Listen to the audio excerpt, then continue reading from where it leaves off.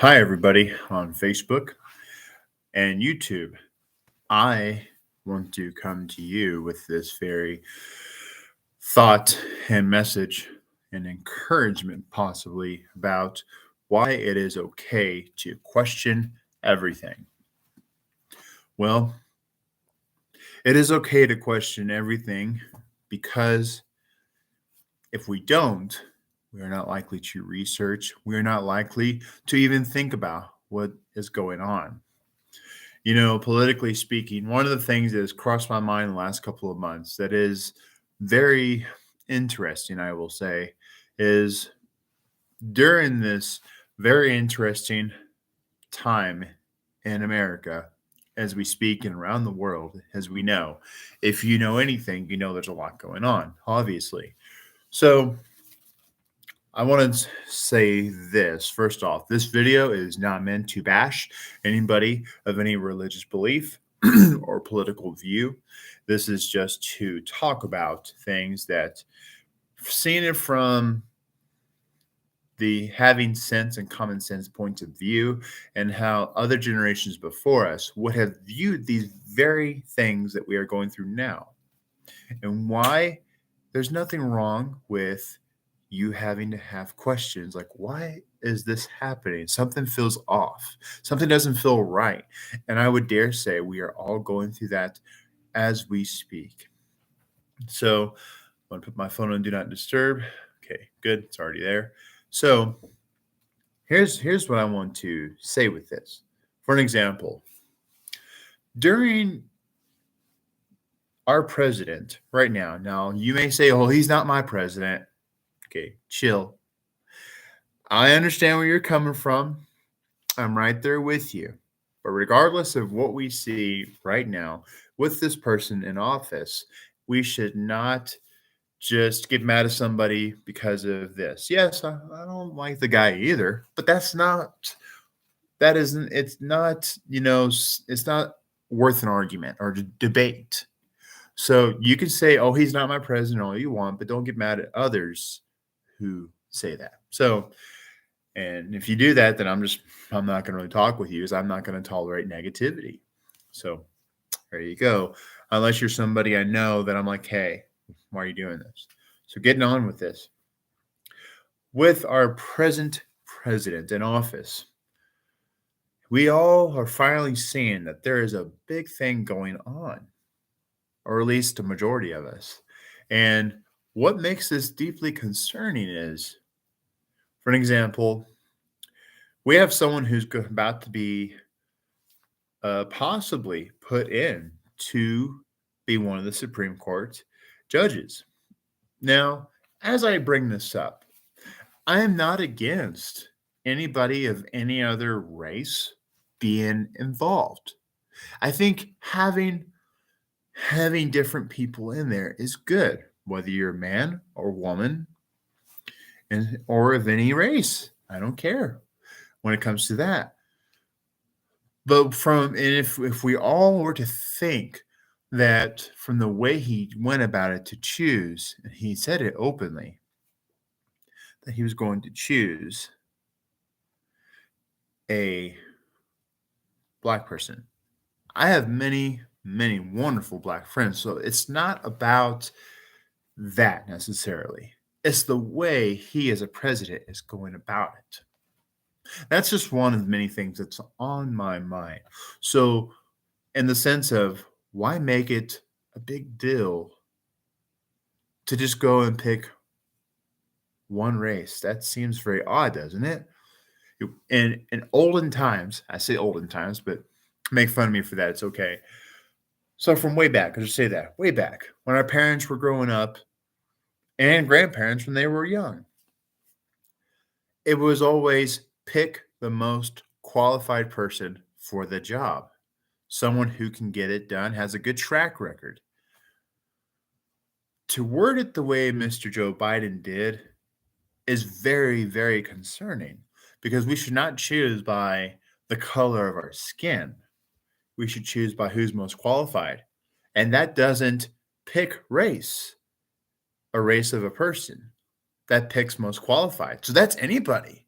But to choose that we should question the intention of no matter who the president is, whether they be Democrat, Republican, or anything else. Right now, we have the two major ones, Democrat and Republican.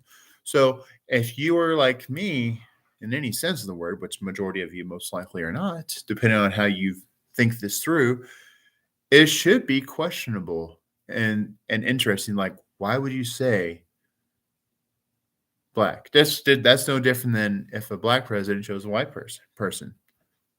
It still is like, wait, you're getting race involved?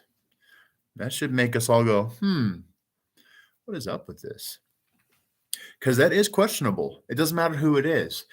And every president should be held accountable by law, by the people, and everything. Now, a lot of you may feel like, well, our system is going away and we're losing our freedoms. Well, yeah, of course we are, because we're not doing anything. We're not doing like our ancestors from way back. Our ancestors went out and took their march and what they did, everything to the Oval Office, to the White House. And a lot of them did it without any harm. Now, there are those that did, which we can all agree that's not necessary, at least to those of us who prefer peace. And this whole thing with the trucker incident with Canada and all that, and it's happening here now too. We're not hearing a whole lot about it because the news media doesn't want us to. YouTube doesn't. Facebook doesn't. None of them do. But if you do enough research online, you will find, if you want the government to even listen to us, you have to hit them where it hurts. Money. If you want some things to change, you have to make a stand. Either donate to the people who are going to stand for us and help us, the people, out. But also don't forget, remain in prayer. Stand strong in that. Go to church. Moms, dads, lead by example. You cannot afford to miss this grand opportunity to stand up for what is right. You cannot. As much as you are tempted to just sit back and let your everyday hobbies and everything go and just do all this with your family, which is important. It is important. But it is so important that you lose your right to speak freely, to worship whoever you want to worship. Even though, for me, I am a Christian and a conservative. And I'm like anybody else. We all do things differently. We all have struggles. We all make mistakes. You name it. So when I say Christian and conservative, I'm like anybody else. Being held up to this high standard is both a blessing and a curse. So you got to be careful on how you say things too. So getting back to what I was saying. So with all that being said, we must remember that if we don't stand, the millennial generation, this goes for you too, my generation, if we don't do something and be like our ancestors, take a stand, we will lose all that we love and care about. You will be told to not say a word, to not speak, to not say nothing against nobody. Otherwise, you're going to jail or you're going to prison or you're going to get tortured until you give in. What matters right now is how we live our lives and how we stand up. My in-laws are coming back, so looks like I may have to cut this short. My point being is this: as all this goes on, we must remember that in our lives, let's see, I have to be quick. So here we go. We'll have to make do with what I have. So I'm gonna have to make this very, very quick. So I'm gonna stand right here. So here's what I say in this very matter as I hold this up. You're probably finding this very weird, which I don't blame you. Someday I'll have a better system, but that ain't till me and my wife and everything get out of debt. She actually enjoys when I do these videos, but so on and so forth. So here's what I would like to get at. We must, as people and Christians, stand up. Again, hit them where it hurts. Donate to things. You're probably thinking, well, how do I do that? There are many ways. You could donate to the ACLJ. You can even do something with what Steve Turley on YouTube is talking about, which is have the last little few cents of your money that when you go to the grocery store, that goes to conservative patriot values. The things that made this country great are patriotic values that makes us one of the greatest nations on earth, that has helped us to stay alive as long as we have with our freedoms. But by not standing up, you give the enemy a chance to win and overtake us. And it doesn't matter which side of the aisle you're on. I mean, it does, but you know what I mean. And so I'm not saying this as a person who's going to stand for, if there's a Republican that's doing something wrong, I'm going to be like, hey, wait a minute, what are you doing? That's where we should be, is question both sides, both any kind of president. And if we end up with a woman president, okay, well, can't control what all goes on in the world necessarily, but we have an opportunity because of the laws in this country to stand up and share and get our voice out there. If you got a gift in something, and there's some of you that are already that are in retirement, some of you are not in retirement yet, but probably getting close. If you have a gift in something, you have the ability. Maybe you need to run for mayor. Maybe you need to run for a school district, seat, whatever. You maybe need to run for whatever it is. That's where they have gotten us for the last. I'm going to say, just to be on the safe side, I'm not going to put an exact number, but I'll say over 40 years, they have gotten us there. They have run for spots that we should have ran for. Not me. I'm just pointing at myself as us kind of thing. But that's where we must remember. Run for whatever you need to. Does the future of your children matter? Or do you not care enough that they will know what freedom is like, the joys that we had while we had them? And so I say this to you.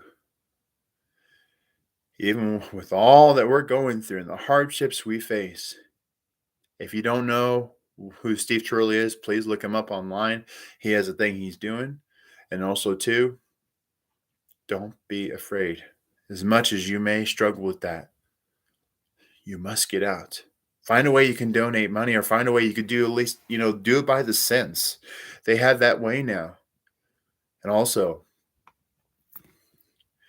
get out and vote this year.